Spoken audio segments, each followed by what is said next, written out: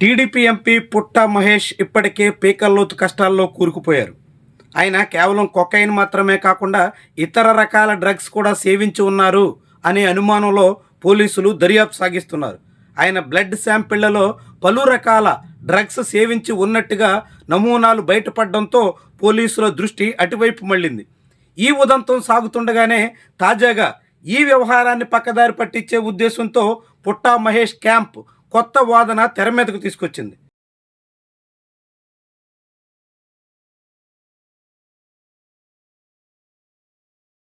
ఒక ప్రైవేటు ల్యాబ్లో టెస్టులు చేయిస్తే పుట్టా మహేష్కి నెగిటివ్ వచ్చింది అనే క్యాంపెయిన్ సోషల్ మీడియాలో ఉధృతంగా చేపట్టారు. దీంతో వ్యవహారం ఇప్పుడు అటువైపు మళ్ళింది. నిజంగానే పుట్టా మహేష్కి నెగిటివ్ వస్తే రాజకీయ కోణంలో ఆయన్ని పాజిటివ్గా చూపించి బదనాం చేసే ప్రయత్నం చేస్తున్నారా అనే అభిప్రాయం కలుగుతోంది. రాజకీయంగా తలసాని శ్రీనివాస్ యాదవ్కి బంధువు కాబట్టి బీఆర్ఎస్లో ఉన్న తలసాన్ని దారికి తెచ్చుకునే ఉద్దేశంతో పుట్టా మహేష్ని ఇరికిస్తున్నారు అన్నట్టుగా సోషల్ మీడియాలో రకరకాల ప్రచారం సాగుతోంది. అయితే ఆ క్రమంలోనే ఒక బ్లడ్ శాంపుల్ అంటూ పుట్టా మహేష్ నెగిటివ్ అనేటువంటి తీరులో ప్రచారం అవుతున్నటువంటి ఆ బ్లడ్ శాంపిల్ ఉదంతం చుట్టూ ఇప్పుడు పెద్ద దుమారం చెలరేగే అవకాశం అయితే కనిపిస్తుంది. దాంతో పుట్టా మహేష్ మరో వివాదంలో ఇరుక్కోబోతున్నారా అనే ప్రశ్న కూడా వినిపించక తప్పని పరిస్థితి వచ్చేస్తుంది. నిజానికి ఇప్పుడు పుట్టా మహేష్కి నెగిటివ్ వచ్చిందన్నట్టుగా సాగుతున్నటువంటి బ్లడ్ శాంపుల్ యోధా డయాగ్నోస్టిక్స్ ప్రైవేట్ లిమిటెడ్ అనేటువంటి సంస్థలో చేసినట్టుగా కనిపిస్తోంది. ఆ యోధా సంస్థ తెలుగుదేశం పార్టీ నాయకుడిగా ఉన్న కంచర్ల సుధాకర్కి సంబంధించింది. ఆ కంచర్ల సుధాకర్ గతంలో తెలుగుదేశం పార్టీకి భారీగా నిధులిచ్చిన చరిత్ర ఉంది. తెలుగుదేశం పార్టీకి ఎలక్టోరల్ బాండ్స్ రూపంలో భారీగా చందాలు అందించిన అనుభవం కూడా ఉంది. ఆ విషయాన్ని ఆయనే బయటికి కూడా వెల్లడించారు. దాంతోపాటుగా తాను నరసరావుపేట ఎంపీ సీటు కోసం ప్రయత్నం చేసినట్టుగా కూడా చెప్పుకున్నారు. నరసరావుపేట ఎంపీ సీటు విషయంలో తన పేరుని పరిశీలించినప్పటికీ చివరి నిమిషంలో వైఎస్ఆర్సీపీ నుంచి టీడీపీలో చేరిన లావు కృష్ణదేవరాయలు బలమైన నేత కావడంతో ఆయనకి అకామిడేట్ చేయడం కోసం తన పేరుని పక్కన పెట్టారు అన్నట్టుగా సుధాకరే వెల్లడించే పరిస్థితి వచ్చింది. కంచర్ల సుధాకర్ సంబంధించినటువంటి ల్యాబ్లో చేసినటువంటి టెస్ట్ ఇప్పుడు వాస్తవమేనా? మరి నిజంగా పోలీసులు రిమాండ్ రిపోర్ట్లో పేర్కొన్నట్టుగా పుట్టా మహేష్కి పాజిటివ్ వస్తే అధికారికంగా చేసినటువంటి రిపోర్ట్లో ఒక కేవలం కొకైన్ మాత్రమే కాకుండా ఇతర డ్రగ్స్ కూడా సేవించినట్టుగా ఆధారాలుంటే మరి ప్రైవేట్ ల్యాబ్ ఎందుకని నెగిటివ్ రిపోర్ట్గా చెప్తుంది? ఆ రిపోర్ట్ని పుట్టా మహేష్ క్యాంప్ దాంతోపాటుగా టీడీపీ శ్రేణులు ఎందుకు ప్రచారం చేస్తున్నారు అనే వ్యవహారం కూడా తెర మీదకు వస్తుంది.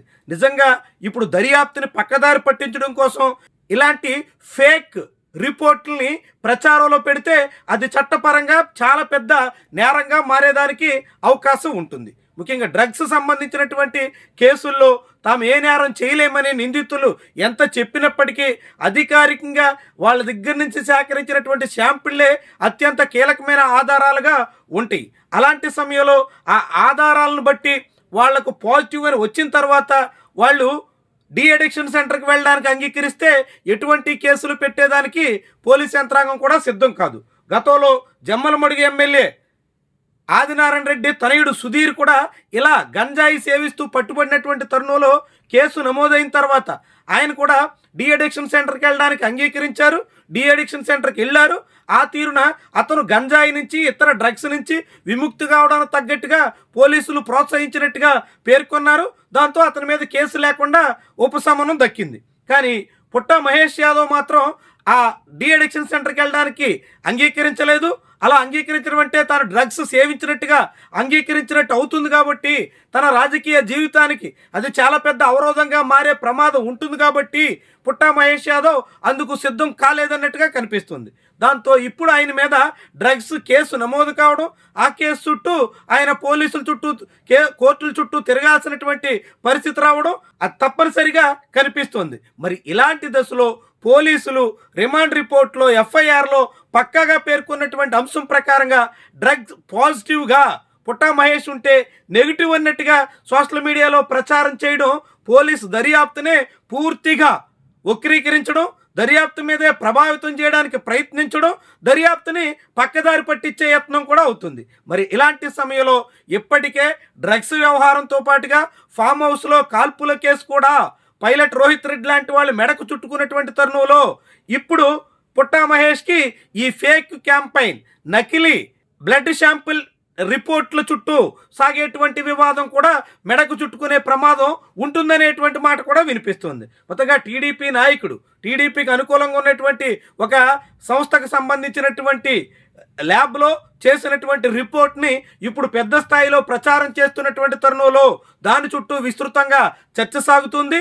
నిజంగానే అది నెగిటివ్ వస్తే అదే విషయాన్ని చెప్తున్నారా, లేకుంటే ఆ రిపోర్ట్ని మార్పు చేసి ఇలాంటి ప్రచారానికి పూనుకుంటున్నారా, ఏం చేస్తున్నారన్నది మాత్రం ఆసక్తికరమైనటువంటి అంశంగా మారుతుంది.